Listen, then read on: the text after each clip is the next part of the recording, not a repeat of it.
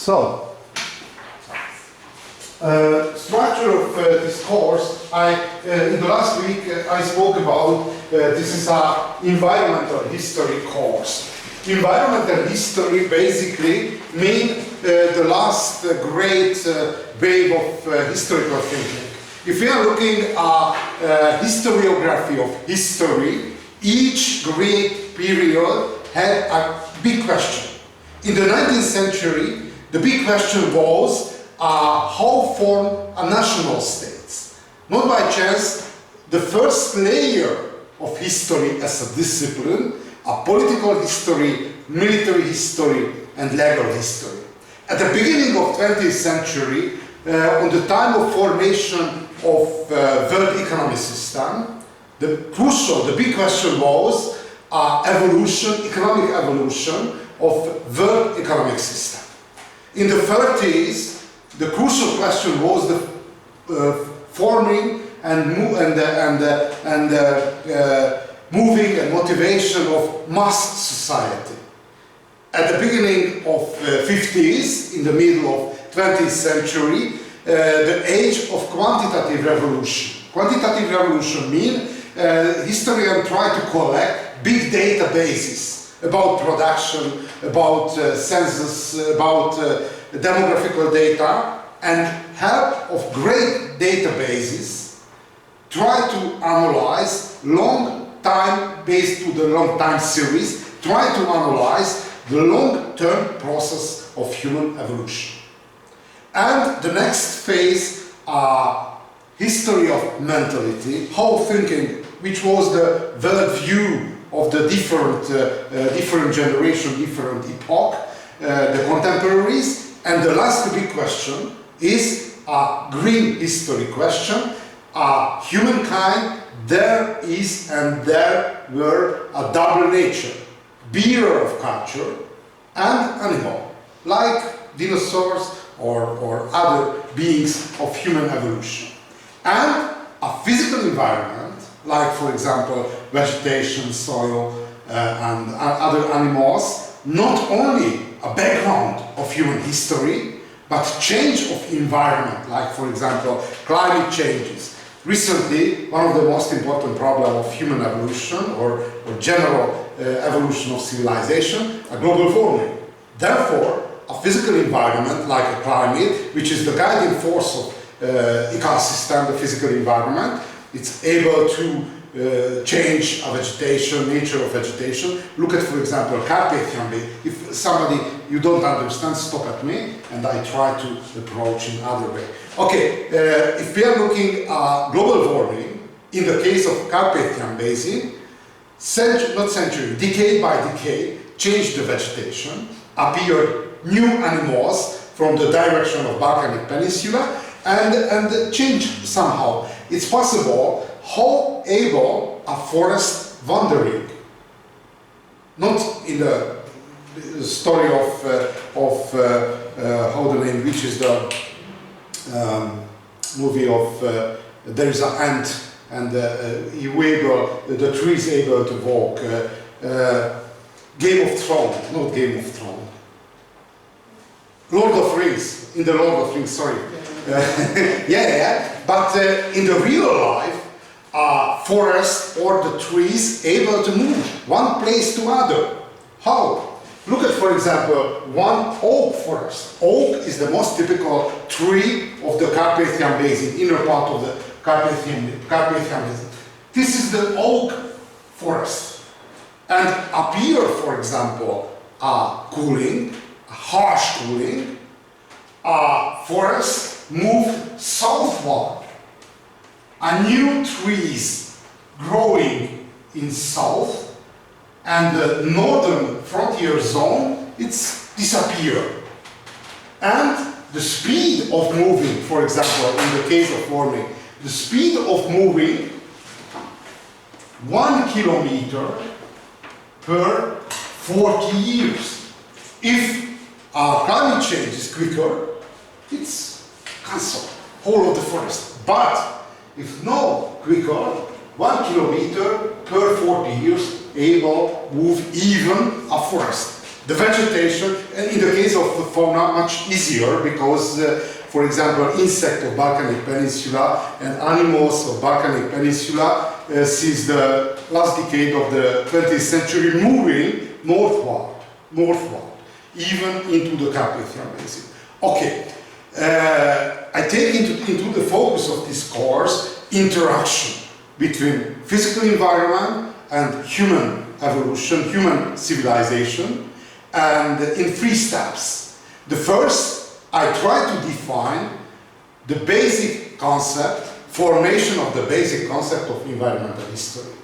And in the second phase of my analysis, I try to show and try to demonstrate in help of case studies an interaction between physical environment and society in different historical age. Okay, look at the first step. I remember when I decided that I would like to become environmental historian.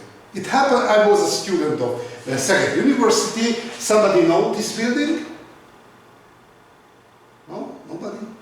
Student hostel Herman Otto in other side of the Tisza River in the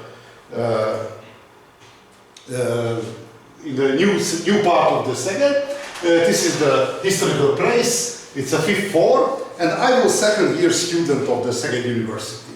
I studied history and geography, and I decided that necessary to find a good research field. If we are looking at history, a Hungarian history, 2/3 of Hungarian historians specialized to political topics, political evolution, political history. And I socialized a Eastern Hungarian village in the peasant society, and in the peasant society not so bad the general opinion about the politician. Therefore, I would like to avoid any connection with politicians. Therefore, and moreover, I interested not only for history but to geography similarly. Therefore, I try to find a research field overlap these 2 disciplines. In the first step, I thought that this is the historical, historical geography. But later, I realized my topic is not historical geography, but environmental history. And I decided I travel to a historical landscape because it's very important in the geographers not only reading about one area, but traveling and collecting information on the time of travel. It's very important because recently it's very comfortable, for example, finding data via computer or internet, but I suggest to you, very important to travel different places and gathering information, gathering impression about the landscape, about the people, about the construction, buildings and the constructed environment. And I came from the eastern part of Hungary, this village named Csökmő, which is a part of Bihar County.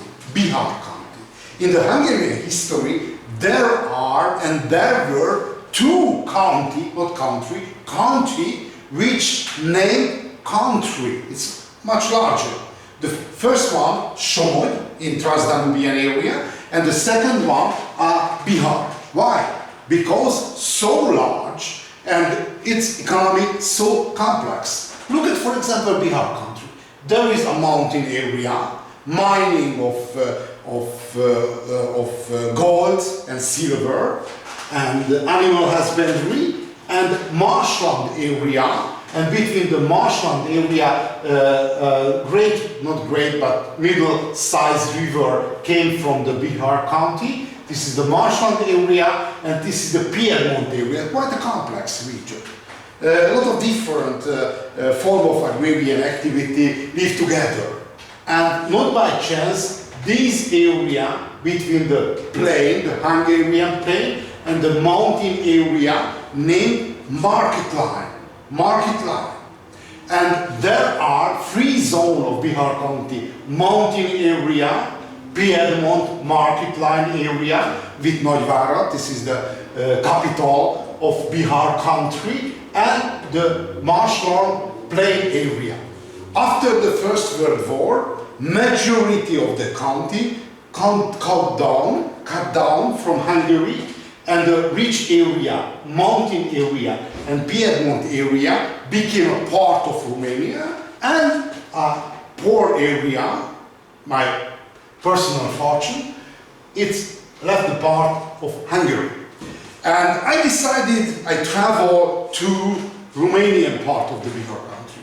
In the middle of 80s, not so safe decision, because this was the age of harsh Romanian dictator, if possible you know his name, Ceausescu. It's quite a harsh period.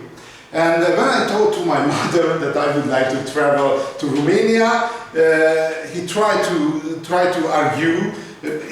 She didn't interested too much for political life, but so bad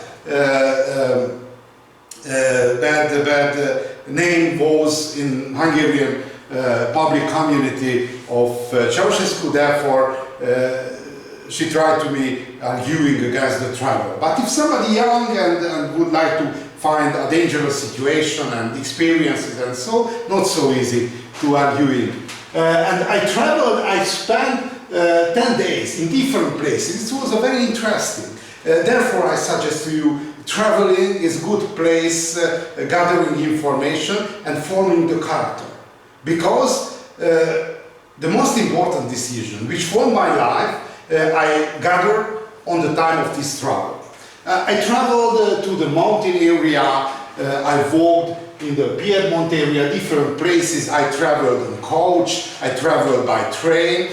It's very interesting because somebody traveled in Transylvania yet? Not? I suggest to you, recently the public transport is very bad, but much better than on the time of age of Ceausescu. For example, I bought a ticket, but no place inside of the wagon. Therefore, I traveled on the stair. Unbelievable, like India or African countries, but it's experience. Okay, and when I turned back to Hungary and turned back to Szeged University, I derived 3 conclusions. The first conclusion, I had to focus to climate history. Why? Because if we are looking at physical environment, the climate is a guiding force. You know which is the guiding force? Which able to move a vegetation, condition of vegetation, chemical process of soil, able to influence the quality of soil, the general ecosystem. The guiding force is climate history. Moreover, if we are looking at the traditional time, before industrial revolution, 80% of contemporary traditional society, 80% peasant. 80% peasant. Later I will speak about why 80% peasant. And for peasant, very important, the weather. Which is the weather? I remember my father watched only one program in the television, weather forecast. Weather. Why? Because if somebody working on the field, very important, the weather, which is the next day weather. And on the early modern time, proliferated the literacy, and a lot of people, noblemen, peasant, and farmers, wrote diaries. Not only diaries, but letters, one to other, and wrote a lot of information about the weather, and which with help of documentary sources, historical sources, possible reconstruct the weather and long-term the change of climate. And in the past, the climate changed a lot of times. Not only in the recent global warming changed the physical environment, but if we are looking back on the historical past, changed a climate, changed a physical environment a lot of times.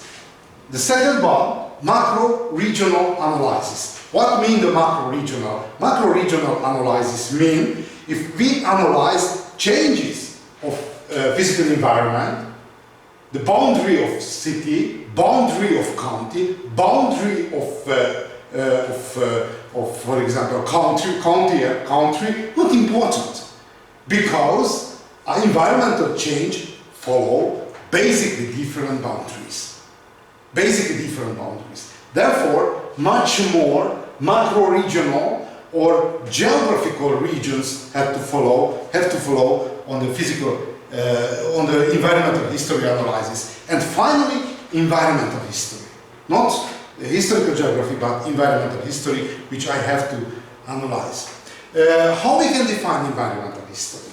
Environmental history, on the first view, we can describe a discipline which analyzes interaction between physical environment and society. In this context, not only the society able to influence a condition of physical environment, like for example water regulation, but the physical environment and the changes of physical environment able to change the frame of human evolution. Okay, look at the next question. Who was the godfather? Who named this discipline? And very interesting, majority of historical research direction founded in Europe. History, this is a European discipline. If we are looking in which area founded political history, in Europe, basically in Germany. Which area founded economic history? Basically in France and England. In which area founded social history? In England and France. And environmental history exceptional, because environmental history as a new green history founded in the United States. Why? Because if we are looking at relation in Europe, relation between physical environment and society, transformation of wide physical environment started 6,000 years ago. 6,000! On the Bronze Age, when introduced agriculture in Europe. But look at the United States, northern part of America, appeared the first generation of conquistadors in the 16th or 17th century, but the real transformation of natural environment, which was a forest from the east coast to the west coast, started at the beginning of 19th century. Why so important? Because the memory of generations saved the memories about the wide environment. Look at, for example, Western movies or Western novels. How transformed? The first generation are hunters, and the next generation founding the first villages, and the first generation found a railway network. But step by step, only in the 19th century, transformed a natural landscape to cultural landscape. And the American memory saved much more the experiences of transformation compared to any other countries.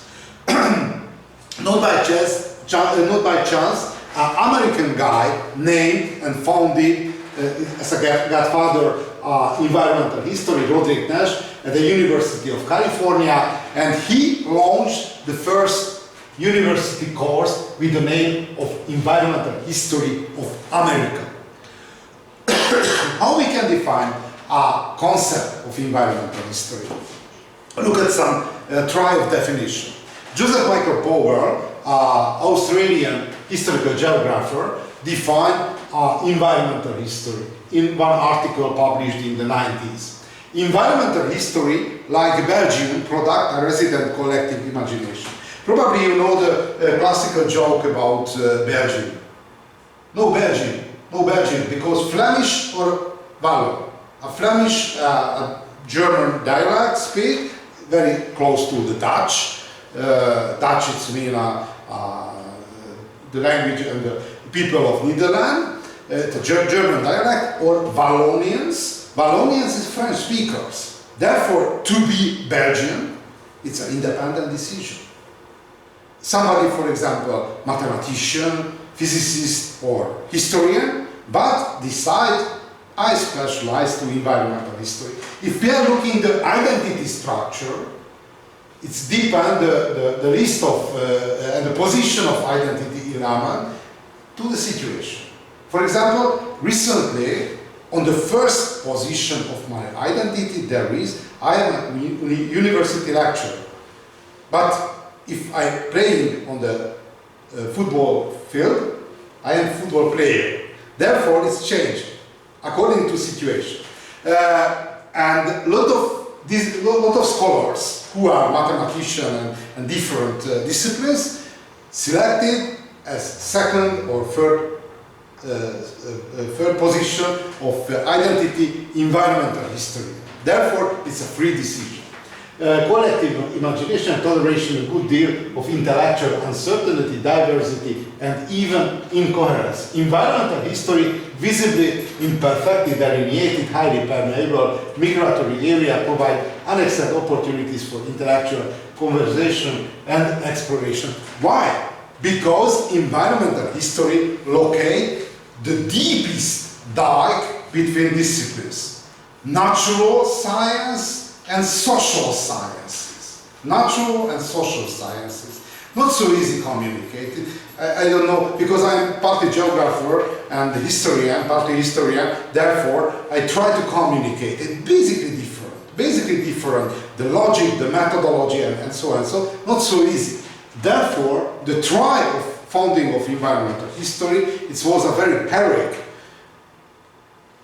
Look at the other approach for definition of environmental history. American guy, American scholar, Paul Sears. Environmental history, a subversive science. Everybody know which is the subversive? Everybody? Everybody? Fair forgotten. Why subversive? If you don't understand, it's no problem, because this lecture, it's a modeling of real situation. If you will travel to, for example, England or Germany or any other place, no chance for translate to Hungarian, but here there is a possibility. Therefore, it's a modeling of real international communication. Why subversive? Because if we are looking, for example, the past, probably you know the story of Tatar or Mongolian invasion in the 13th century. Mongolian invasion directed by Khan Batu, with the best army of the contemporary Eurasia, and the Hungarian king, Bela IV, lost the Battle of Shayu, Muhi, recently named Battle of Shayu or Battle of Muhi. And after the losing of battle, Mongolian troops occupied almost all of the country except Transdanubian area. Why? Because wasn't quite early appeared harsh winter weather and appeared ice cover, unstable ice cover on Danube River. But finally frozen over, and Mongolian troops destroyed majority of Transdanubian area. And the following springtime went back to Mongolia. Without harsh winter, a Transdanubian area had a chance for survival. But coincide two critical historical processes: invasion of Mongolians and harsh winter, and interfere one to other and destroyed majority of not stable constructed cities and the villages in the Transdanubian area, but influenced by environmental factor. And in the history, in the historical narratives, former time, before the appearance of environmental history, didn't take into consideration environmental factors. Therefore, if you open a historical guidebook, elementary school, secondary school, and the university, no any words about environmental factor. Therefore, subversive because necessary rewrite the story and take into consideration even environmental factor. Okay, it has subverted accepted view of the world of history. Older history made lead contact with nature because imagine the 19th century and the majority of 20th century, a physical environment unchangeable. Its name, environmental fixism. No change, no change. And the modern, basically, technology and the methodology of natural sciences verified that it's not true.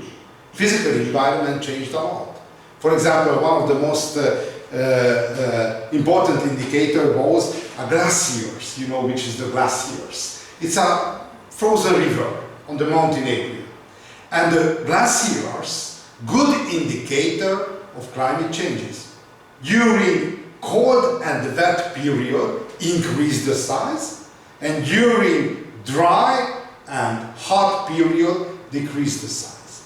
If somebody travel in Austria, a lot of milestone can find that this was the position on the beginning of 20th, in the middle of 20th century, and lost a lot of 100 meters recently. It's indicate well that recently we are living in global warming. Good.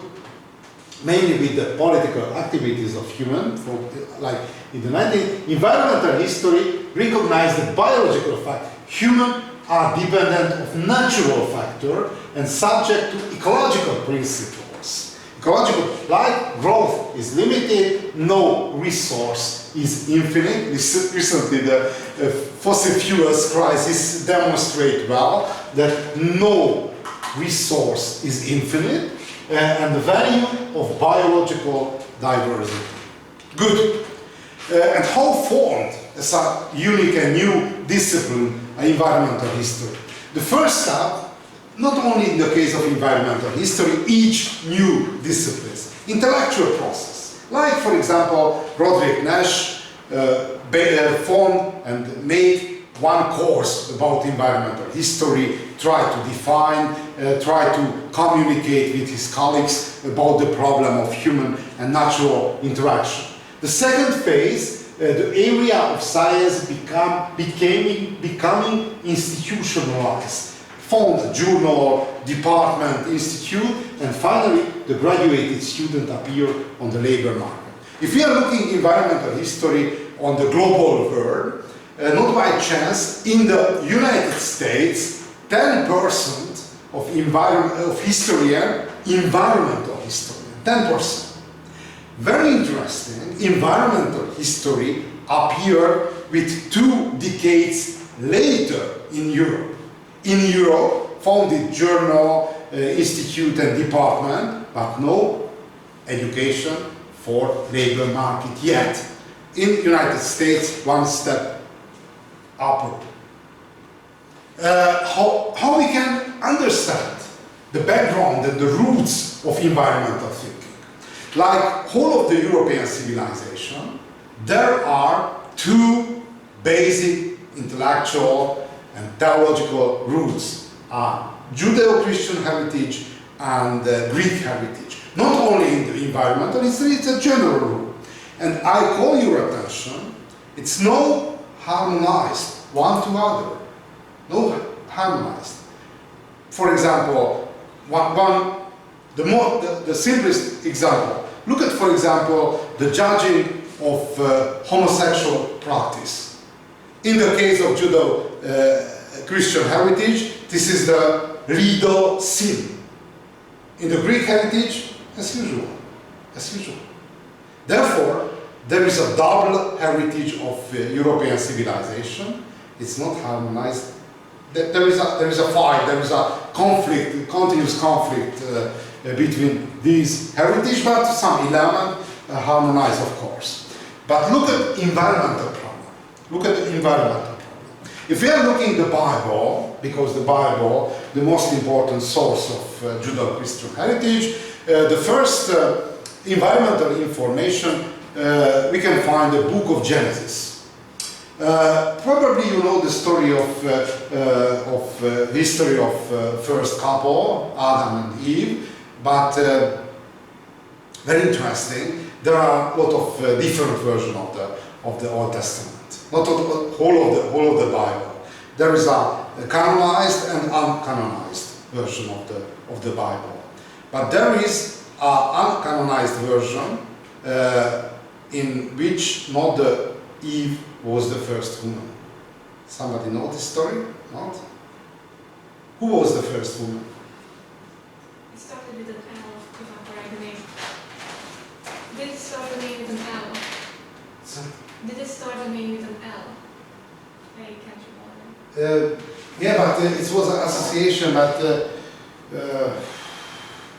other one, but I don't remember her name.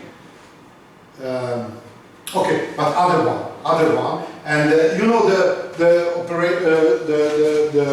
the gesture of creation, which was the gesture of creation in the case of Adam, formed with powder, and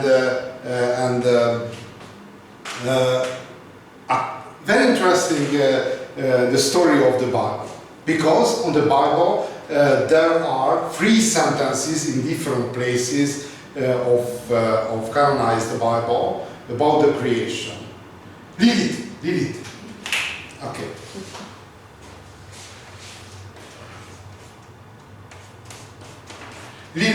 Lilith created on the same manner like Adam, from powder, and take the divine spirit to the Lilith. And which was the only you?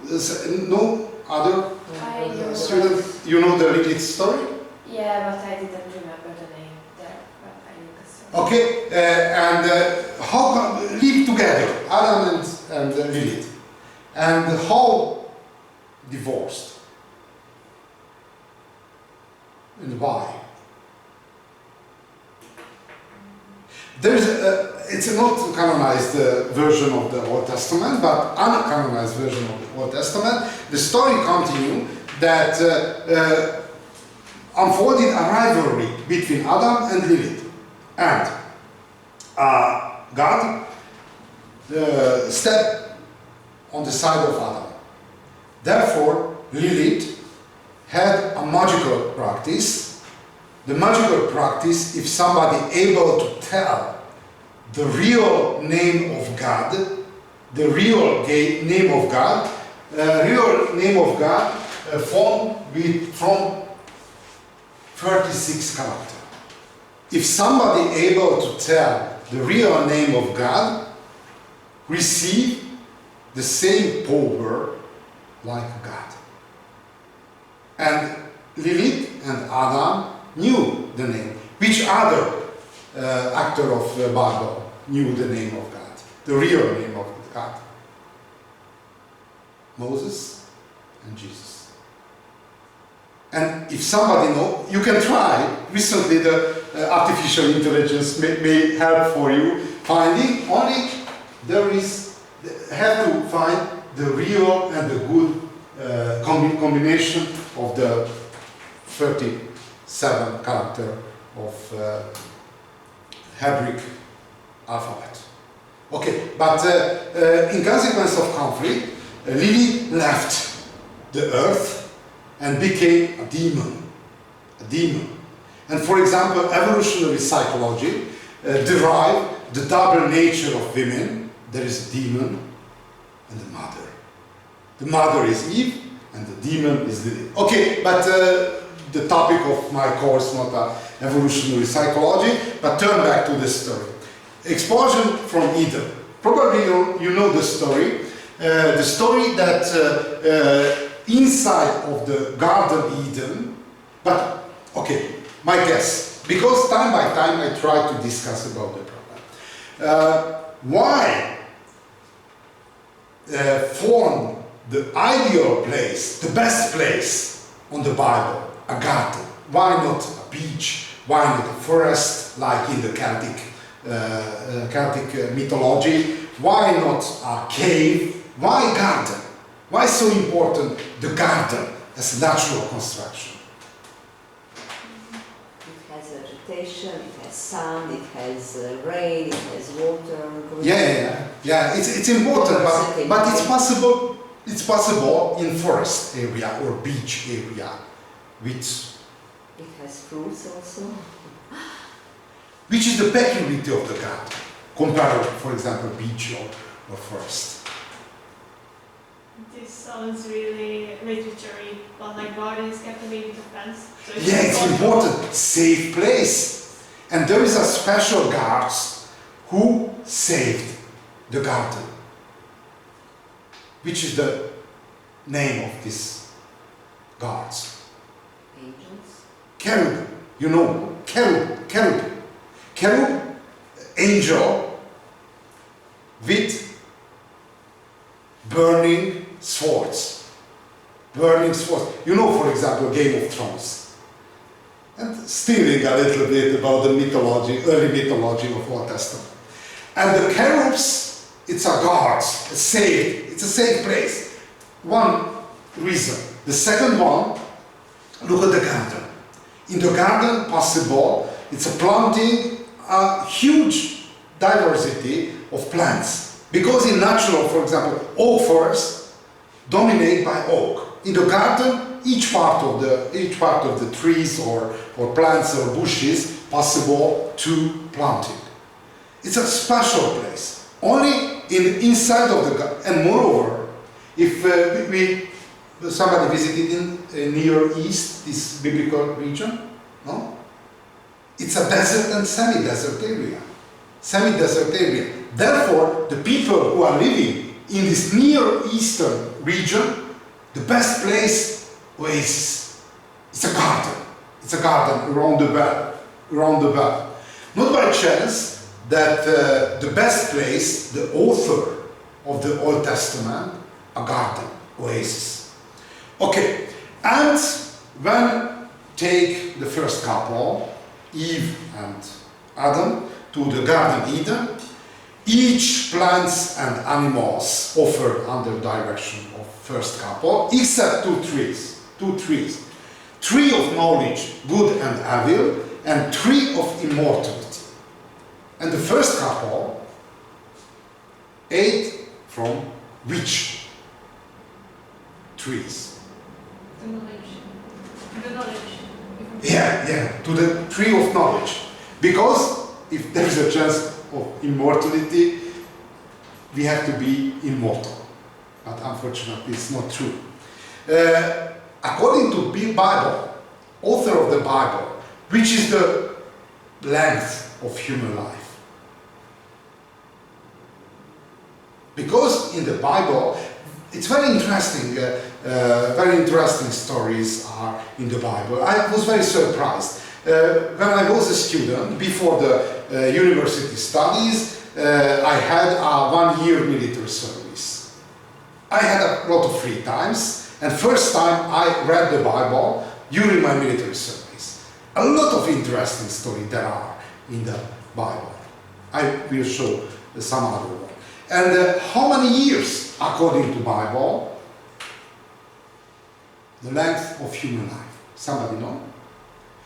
But there is a different prophets, and for Noah living 960 years long. It's exaggeration, but for a normal human, how long? Nobody knows. Very interesting, because according to Bible, one human have to live 120 years. And very interesting, the modern biological and medical studies, if no any accident for generation, because the DNA able to save memories of hunger and the shortage and underfeeding and so on, but a lot of generation living excellent condition and efficient medical curing. This is the forecastable year, length of human age. Okay, but which was the punishment for eating the tree of knowledge? No.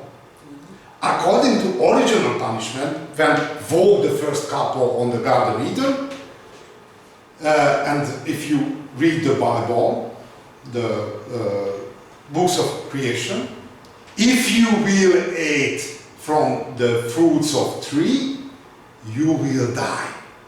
The original punishment was the death punishment. But a little bit, the God in the real situation simplified. Look at the punishment. Fall of man. Because you have listened the voice of your life and have eaten the tree about which I commanded you, you shall not eat of it. Cursed. It's very important. Very important. If we are looking at the Judeo-Christian heritage, one of the most important conclusions, we are living a cursed world. A cursed world. If we are looking, for example, a mentality of traditional people, which is the focus of the life, after the death. After the death. Look at recently in the modern consuming society, where is the life? Focus of the life. Between 18 to 48. This is the best consuming years. And in the classical biblical focus of the life, after the death. After the death. Okay, and everybody agreed have to survive its cursed area, cursed world, and after the death we are waiting for eternal life. Eternal life. Okay. Three about which commanded, curse is the ground because of you. In toil you shall eat of it all the days, and your life thorns and thistles it shall bring forth for you, and you shall eat the plants of the field. By sweat of your face you shall eat bread until you return to the ground. Which is the second punishment. Sorry, second punishment, work. If we are looking at Judeo-Christian heritage, a work punishment. Work is punishment. And very interesting, if we are looking at global history, some period, some age, full human citizenship condition, a work-less life. Look at, for example, citizen of Greek polis, the people who didn't work, it was a citizen with complete political right.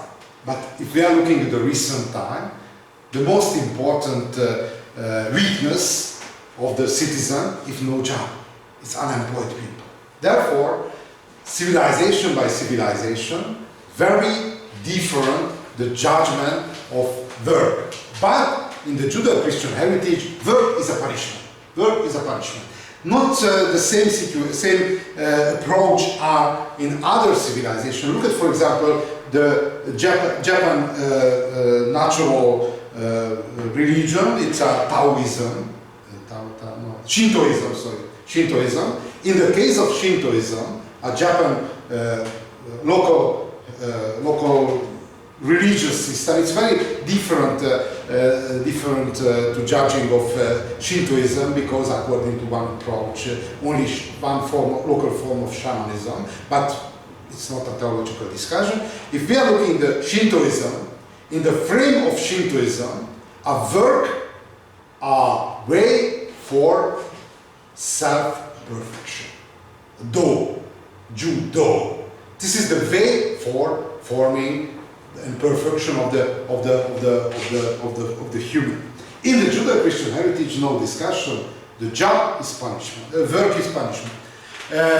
For out of taken you are dust, and the dust you shall return. Okay, but if we are looking at Bible, work is punishment, and which was the other one?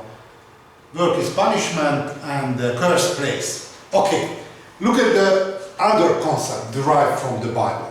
The book of Genesis. And the Lord God took the man and put him into the Garden of Eden to dress and to keep serve the garden which we have been placed. And continue in the New Testament, the letter for Corinthians, for we are God's fellows, worker, you are God's field, God's building. Therefore, according to concept of Bible, Old and the New Testament, the God created beings, vegetation and fauna, animals and plants for serving a human. And the human is a steward. A steward. Everybody know which is the steward? Gondnok, ebben az értelemben. Gondnok. Steward of the created world. Okay. The next disaster is a story of Noah's Ark. Somebody know which was the reason of almost complete destruction of the created world? Because only one family, Old Testament family, survived a flood of Noah. Only Noah and his wife and three sons of him, Shem, Ham, Japheth, and their wife and family. No any other person. Which was the reason of punishment, of global disaster? Because people got worse.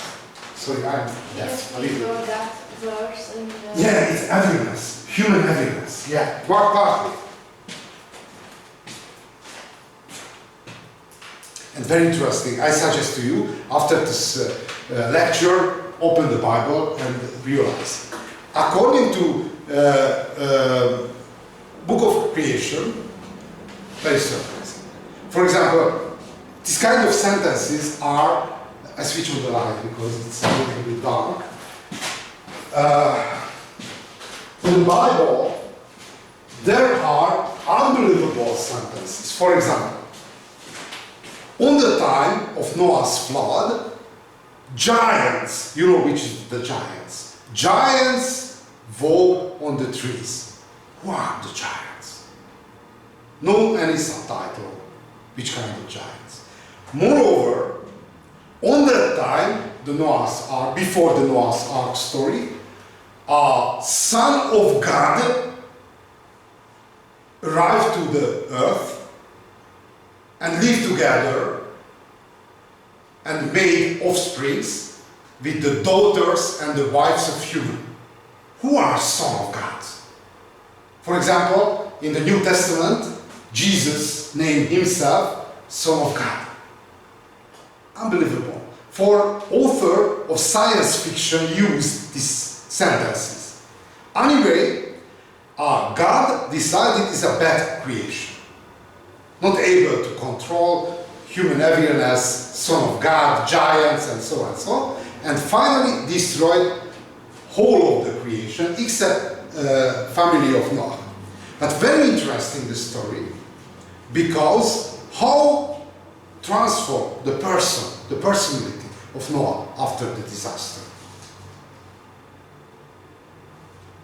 Somebody read this story? Not? He became alcoholist. Post-trauma syndrome we can identify. On the Bible, there is a, for example, he became addict of the wine, and sometimes he became so drunk that naked, lying on the tent, and his sons laughing at him. It's a classical post-trauma syndrome. And very interesting because Noah was the best man of his generation. And take in different consideration of alcoholism, because he was alcoholist, the best man, that best man. Good. But very interesting closing event of the Noah's flood story, that the God, after the great disaster, promised to Noah, never do similar again. Therefore, we can discuss about the future of humankind, and God is follow the promise to the humankind, but never did same disaster in the following history. But some disaster happened. Probably you know the story of Sodom and Gomorrah. Somebody know this story? Why punished? Why destroyed? Not whole of the civilization, only 2 cities.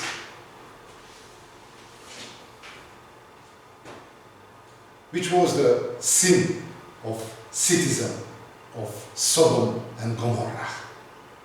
Homosexual practice. At the beginning of today's lecture I spoke about.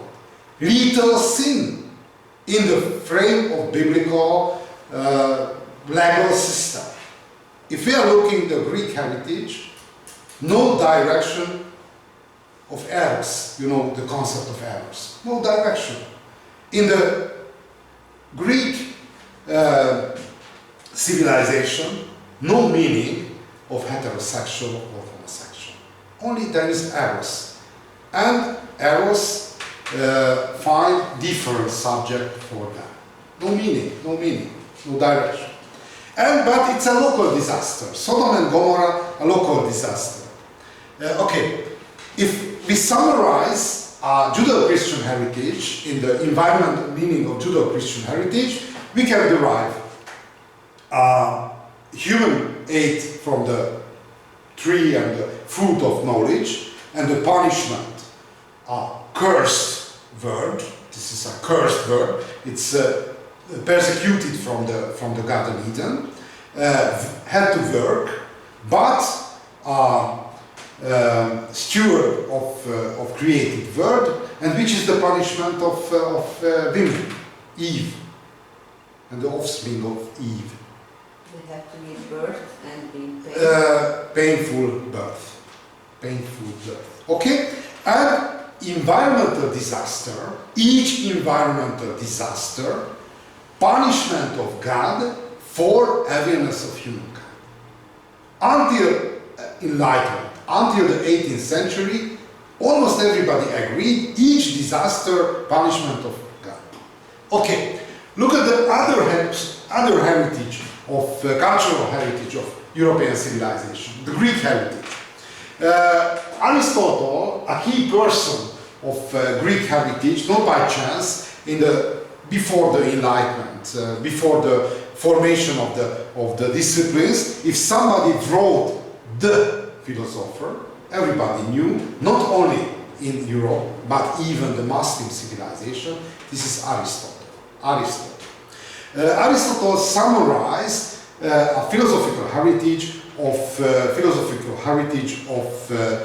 Greek philosophical school, and his followers was Theophrastus, who summarizes, continue works of Aristotle. The crucial concept of Aristotle, the physis and the nomos concept. Physis is a nature. A physis, a universe, according to concept of Aristotle, function according to eternal, not changeable, eternal law. For example, trajectory of stars, trajectory of sun, trajectory of planets. Moving according to eternal mechanism of universe. But the nomos, a culture formed by human society and the humans, and there is a continuous change. But if we try to describe the connection between nature and a culture is a part. This is the universe. It's limited, but I'm not able to draw in other form. This is the nature, but a small place is a human-made culture. It's Corpus Aristotelicum. It's published a lot of different topics, physics, about the meteorology, universe, history of animals. This is the age of polymath. Everybody know which is the polymath? Polyhistory. Polymath. On the time of Greek civilization, one person was able to survey whole of the knowledges. Not only some different discipline, whole of that. This is the age of polymath. But other crucial theory of Aristotle, economic concept. According to Aristotle, there were and there are three types of economic activity. The first one, a natural economic activity. The second one, a half-natural economic activity, and the not natural economic activity. There is a student of Faculty of Economics. No? No. Okay. But you can imagine each economic activity focused to produce a benefit, a profit. It's a normal. But according to the approach of Aristotle, the crucial problem, which is the source of profit, which is the source of benefit. According to Aristotle, only one activity is a natural. Agriculture, of course. Because the source of profit, it's a sunshine, it's a rain, in the fertility of soil, and so on and so on. But not natural economic activity, financial affairs. Financial affairs. Why? Because the concept of Aristotle, zero-sum game. You know which is the zero-sum game? No? Zero-sum game, for example, look at a small economy. In the small economic unit, there are three economic actors. For example, this is the MOL, Hungarian oil company, INA, Croatian oil company, and which is the Russian, it's a Gazprom. It's a small economic unit, Eastern Europe. A MOL had 4 gold ducats. INA, 2 gold ducats, and the Gazprom, 80 gold ducats. Whole of the fortune moving inside this closed economic unit is 86. If somebody would like to increase the capital, no other option, taking from other actors. Therefore, the source of profit, according to Aristotle's logic, it's a attack and stealing, according to concept of Aristotle, from other economic actors. It's not natural. It's not natural. This is the source that in the Middle Ages it's prohibited the taking of profit, because follow the Aristotle zero-sum theory. In the financial affairs, no natural the source of profit. But in the modern economy, they're produced basically different situation. Probably you know the win-win situation, the win-win situation. The win-win situation mean, for example, 2 economic actors collaborate with each other, able to increase the rate of profit. It's a win-win situation. But necessary a developed economy for create a win-win situation. And half-natural economic activity, for example, mining. Because, for example, gold or silver came from the nature, but take to the market, and the rate of profit depend on the market situation. Good. Okay, we close the heritage. Look at the precursor of modern disciplines. If we are looking at roots of environmental history, not in the tradition, but in the modern time, we can separate 4 important schools of environmental history precursors. The first one, early environmentalist, geographer, analyst school, this historical school, and ecologist. Look at the first, early environmentalist. Francis Bacon, politician and philosopher, he repeated and remade classical Greek and Judeo-Christian heritage. He repeated the classical biblical concept, the world made for man, not man for the world. This is the concept of human stewardship, and he published a new philosophical work, Novum Organum, the original Organum. It's published by Aristotle. Try to follow and re-modernize the philosophical concept of Bible and Aristotle too. Okay, and the other important bridge between the antiquity and the modern time, Turgot, politician and scholar, and he published in the first chapter of his thesis, repeated the concept of Aristotle. It published on the Sorbonne, Paris. Physical nature is a subject of constant law, as you know, you remember the nomos, and the human world is continuously changing in nature, same cycle, repeated times. It's repeated, and tradition of antiquity. Very important milestone of human and intellectual evolution, enlightenment. Everybody knows which is the enlightenment. Enlightenment in the 18th century.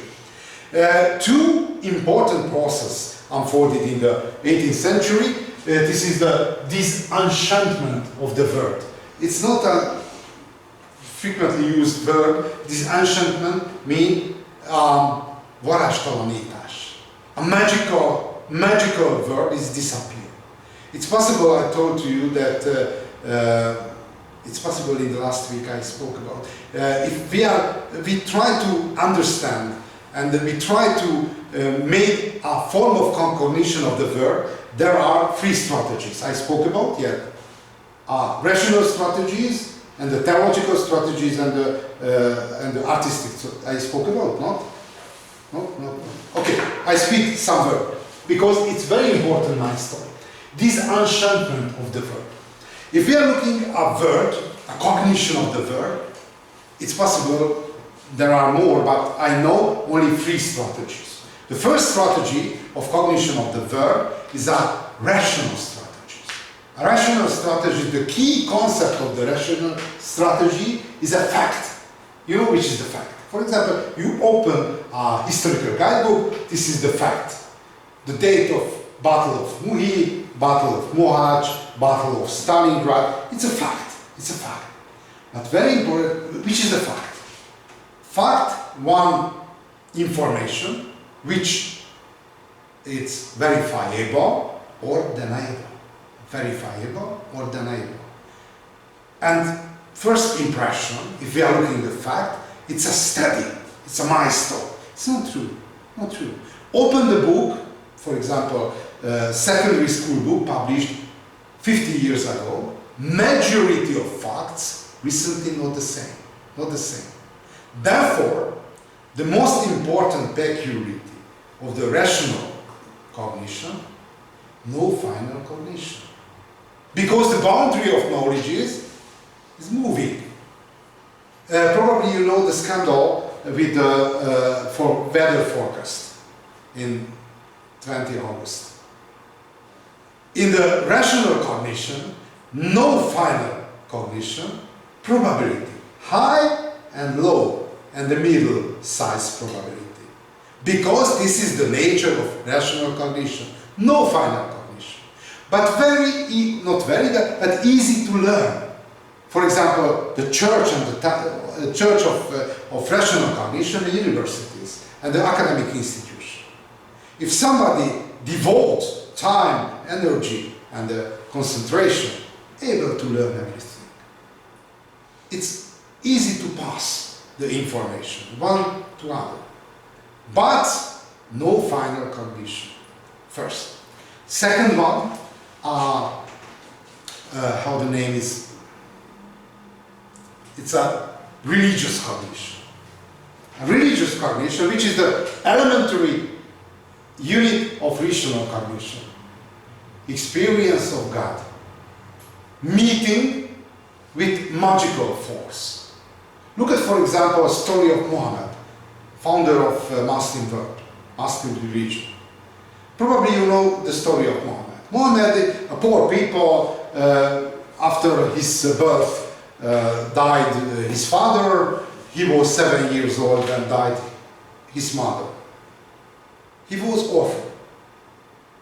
And very early, 11 years old, when participated to work commercial companies, and finally married with older owner of a commercial company, and he became a rich trader. And after this marriage, didn't participate in the caravan travel and walked around the Mecca, city Mecca, on the mountain area. And they met personally with Gabriel, archangel, leader of angels. And Gabriel told to him, he will a prophet. If I tell for you that yesterday evening I met with Gabriel, archangel, I am sure you don't believe. Why? Because, but look at, for example, a story of St. Paul. St. Paul, before his Christian career, he was a Shaul and persecuted a Christian. And on the crossroads of Damascus, probably you know the story, met personally with Jesus, lost the consciousness and transformed the life.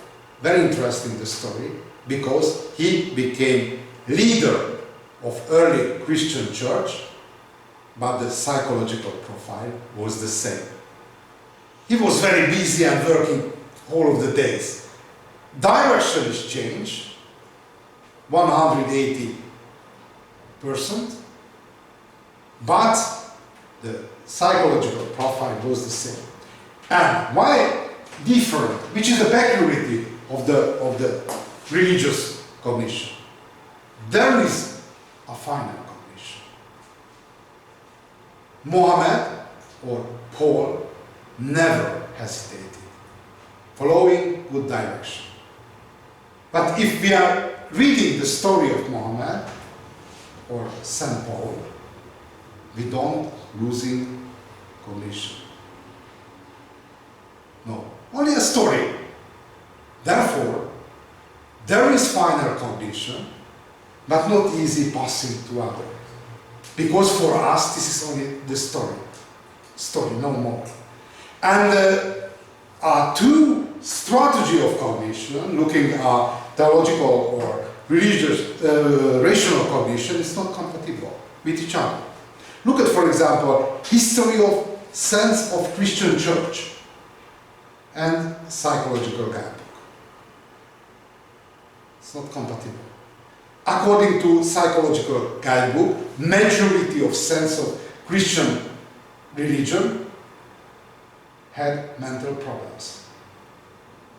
But it's possible, but not possible to verify or deny it's true or not. True or not. And the third strategy of cognition is artistic strategy of cognition. Somehow on the halfway between religious tradition, religious cognition and the rational cognition. The best painter and the best poet not became best painter and the best poet because they graduated at the university. And the socialization and the inspiration, it's not so easy to make. But probably you know the name of Adi Endre. Adi Endre tried to somehow systematize the create inspiration with help of wine. And according to hypothesis of Adi, the best poem able to write between 1 liter and 1.5 liter wine. I tried sometimes. In the next year, the following years, we'll start the square of wine and then repeat, but never I was able to write readable poems. it's somehow different inspiration on the halfway. But I tell this comparison of different strategy of cognition because very important to realize rational cognition open window only one slice of the world. One slice of the world. It's not compatible with the religious, not compatible with the rational, artistic cognition. Okay, good. The first scholar who described a systematic manner of physical environment and tried to find the place of physical environment on the human history, Georges-Louis Leclerc, and the short name of him, Comte de Buffon. He became a minister not minister, intendant of Garden of Versailles. You know Versailles? This is the main building of French kingdom when centralized the lodging and location of the French royal court. It's quite a large garden area, and he was a scholar, therefore organized a natural academy around this ministry and collected a lot of natural scientists and described a vegetation and the fauna of France, and published a series of books, long series of books, 36 plus 8 painting, 8 volumes of painting of different plants and animals. But the most important volume of him, a short book, which published in the late period of his age, Les Époques de la Nature. It's very easy to translate to English. This is the age of nature. And on this book, a revolutionary concept described. The first, a passing star hypothesis. It's not true, but basically transform the biblical concept. Therefore, appearance of history of evolution. It's not came from the dark, but a lot of scholars describe a similar theory like Darwin, half century later. Passing star hypothesis, the planet had been created, comets colliding with the sun. It's not true, but try to imagine somehow, according to universal mechanisms of the planets and stars and others. Very important, age of Earth estimated to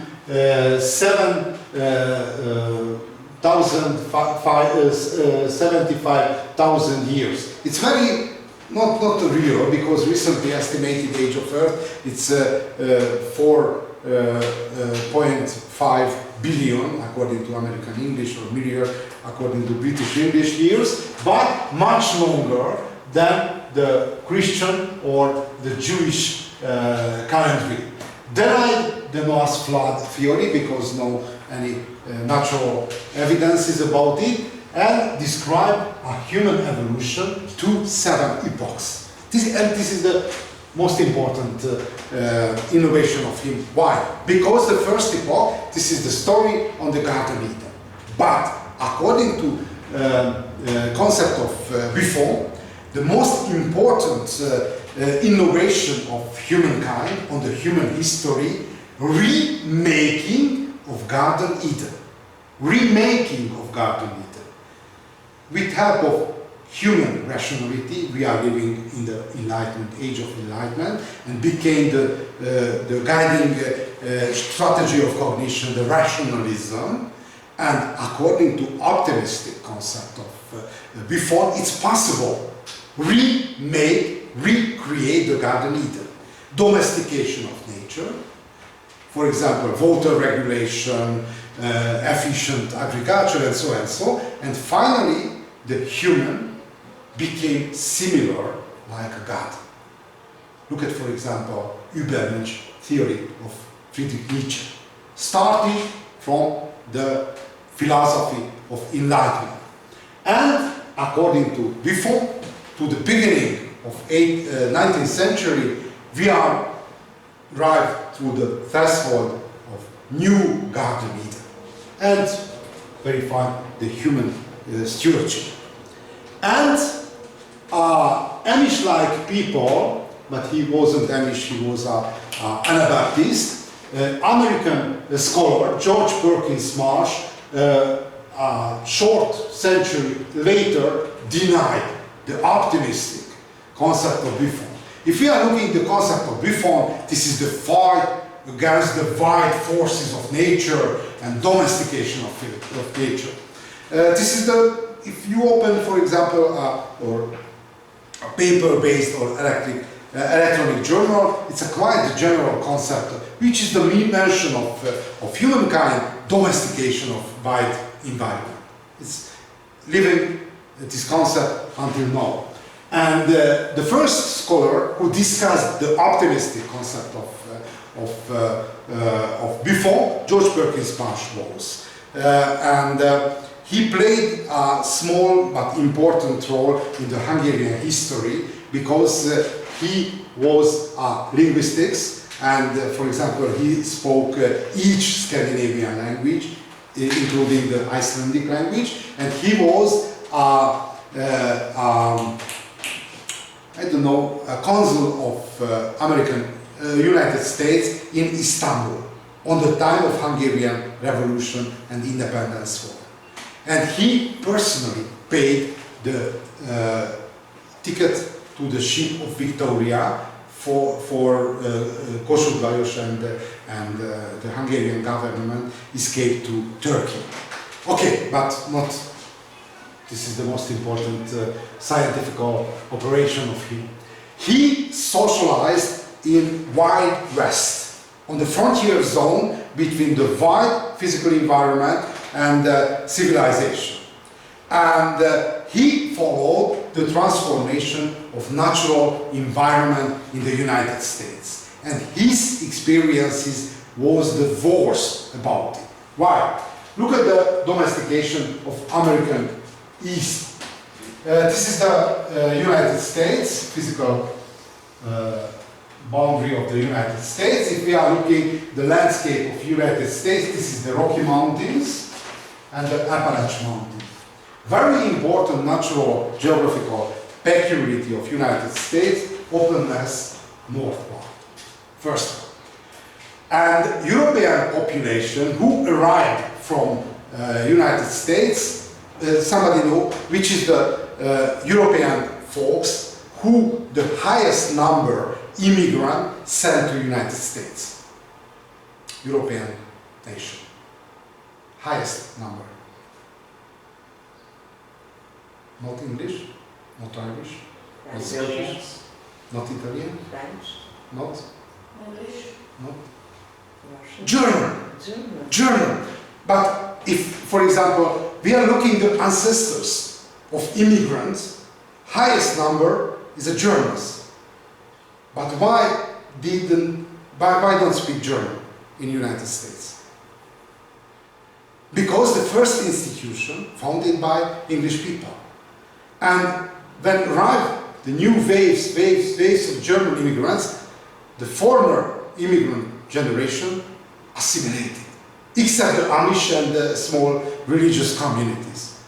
But if we compare the proportion, the highest one German, okay, but right from Germany, somebody lived in Germany. It's a very balanced climate. The winter time not so harsh, summertime not so warm, it's quite moderate rain, so and so. Right to United States, which is the first operation, hewing down a forest and plow up the arable land, like in Germany. But in United States, the climate and the physical condition basically differ. It's very continental, the climate. What means the continental climate? Very cold winter and very hot summertime. Therefore, plowed up and open northward. The speed of wind unbelievable high. Therefore, after hewing down the vegetation, forests and bushes, etc., and open the surface, the quick wind It's blow up whole of the fertile soil and transform the landscape for 1 or 2 generations, desert area. Desert area. And George Perkins Marsh, on the frontier zone, realized that the human able to transform the forest vegetation to desert for 1 or 2 generations. And conclusion for personal experiences was basically different and published in 1864, Man, Nature or Physical Geography Modified by Human Action. And the final conclusion of him, the operation cause set in action by human brought the face of Earth to desolation almost comparable, complete as that the moon, destroyed. And if we are looking at scientific concept concerning the human role on the natural transformation, there are 2 poles. Optimism of Buffon, domesticated environment and the environmental forces serve a human civilization and so and so, and the pessimism of George Perkins Marsh, that the human will destroy the physical environment, and finally this is the door of disaster of human civilization, because there are a double nature, animal and cultural behavior. And very important to mention, George Perkins Marsh was a contemporary Imre Madács. Therefore, probably you remember the last scene of Tragedy of Human. It's very modern. Okay, thanks a lot for your attention.